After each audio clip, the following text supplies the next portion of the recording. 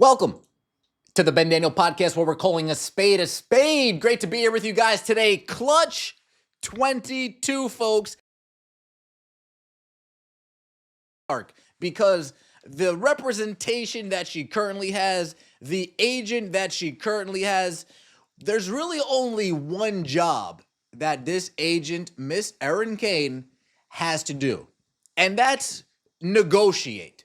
That is the only thing Caitlin Clark's agent has to do. She doesn't need to go out hunting deals. Deals find her, trust me. She doesn't need to go out searching for deals. Brands will seek her out. All she needs to do is that when that contract gets put on that table and it gets slid across that table and she starts analyzing that contract, the one thing Erin Kane needs to do is say, this looks good, but. This looks good, but, right? It's not the quantity of the deals that Caitlin Clark has that I think fans have an issue with. It's the quality of the deal that she's in. One more time, it's not the quantity of the deals. Let Angel Reese have the quantity. She's killing it with the quantity. It's the quality of the deals that Caitlin Clark has, and Angel Reese right now killing it with the quality of the deal as well, because Angel Reese's agent sees the contract and says, this is all good, but McDonald's hands her a contract. This is all good, but can we get Brianna Stewart in there? Can we get my best friend in there? Can we get another player in there?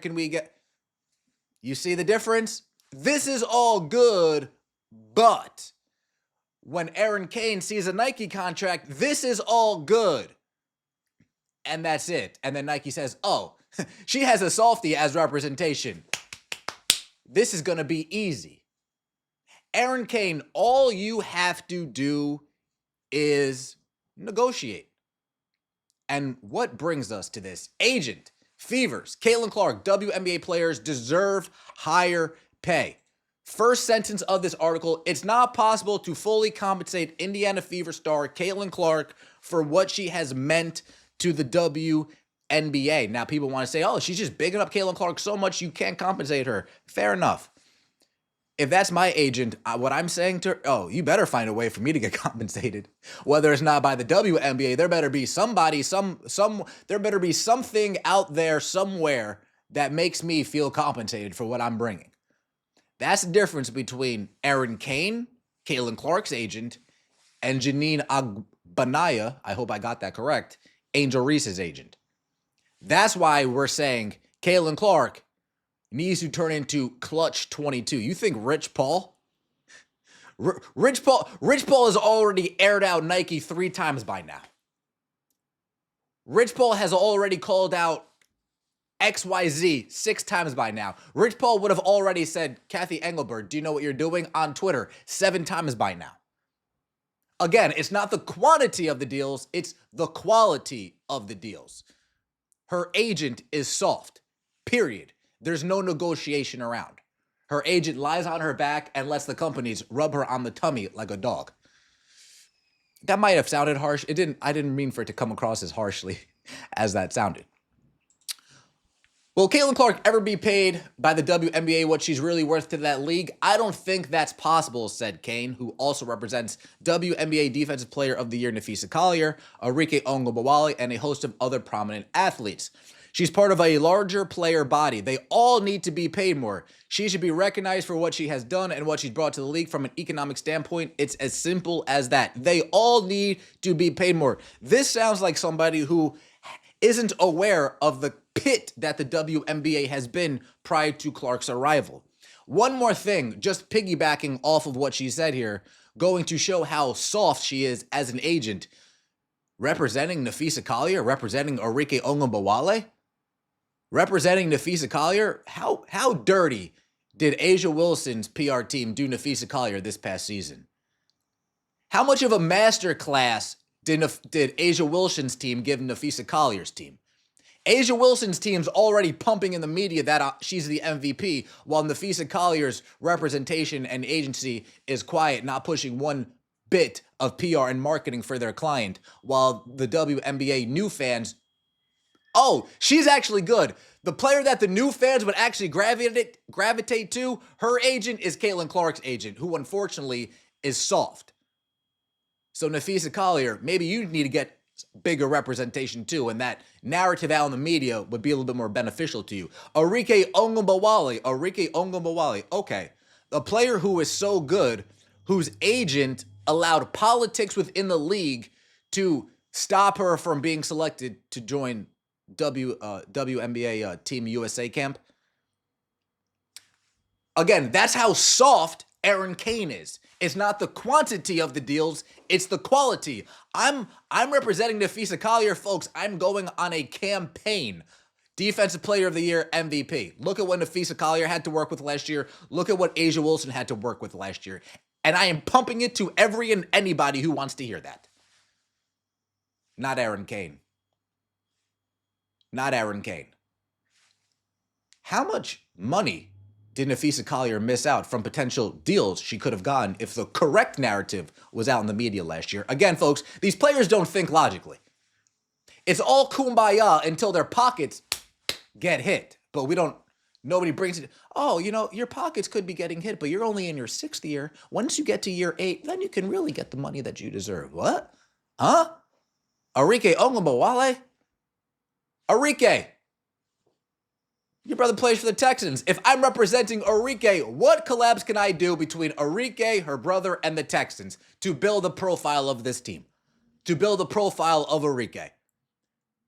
What can I do with Houston, Arike, to get her all-star votes top 5, top 3? What kind of brand deals do the Houston Texans have that I can partner up with to get Arike? Again, folks, this isn't my forte. I'm just using my brain in between my ears. She's part of a larger player body. Again, this sounds like somebody who doesn't understand why the league is thriving. No, they all don't need to get paid. Sorry. They've been losing money, remember? You forget that. Clark enters her 2nd season with the Fever after breaking the league's assist record as a rookie. She and the rest of a star-studded rookie class helped drive WNBA's most-watched regular season in 24 years. An economist at Indiana University, Columbus, interviewed by the Indianapolis Star, recently calculated Clark was responsible for $36 million in economic growth. $36 million, and Erin Kane is telling me she will never get compensated. Erin Kane, you need to take that $36 million, turn it into X's and O's and Y's and variables, plug out a math problem, and get her the money that she so desperately deserves. Because you said it yourself, is not fully to compensate. Motherfucker, you better try. You better try. Clark is expected to just be over $78,000 2025 season. WNBA salaries are collectively bargained for. Again, they're only getting XYZ because they only generate XYZ.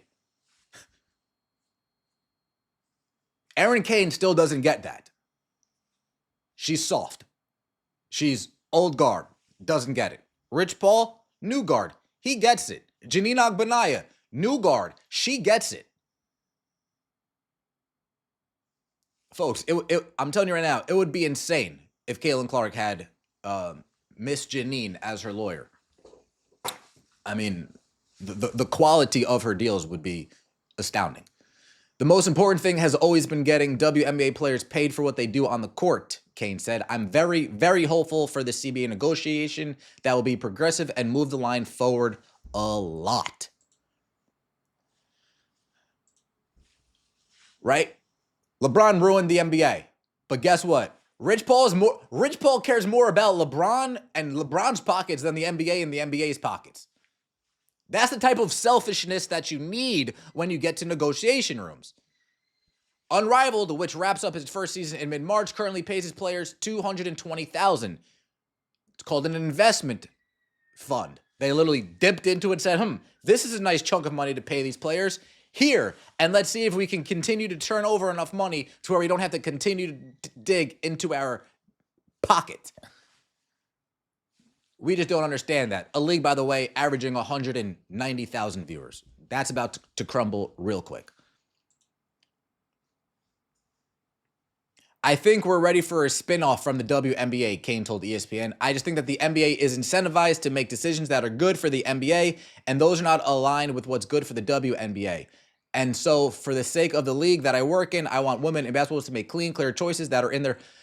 Aaron, I'm telling you right now, WNBA spins off and does its own thing. I don't know who you're going to be representing. Maybe some professional women's lacrosse players. I saw that this weekend. Some professional women's hockey players. I saw that. But WNBA, you think if the NBA stops supporting the... Again, folks, this is who Caitlin Clark has representing her. A delusional, soft, weak agent. But it's okay. She took a couple classes 30 years ago. Let me know what you think in the comment section below. I appreciate all of the support. Don't forget to like the video if you enjoyed and subscribe to the channel. That would mean so much to me.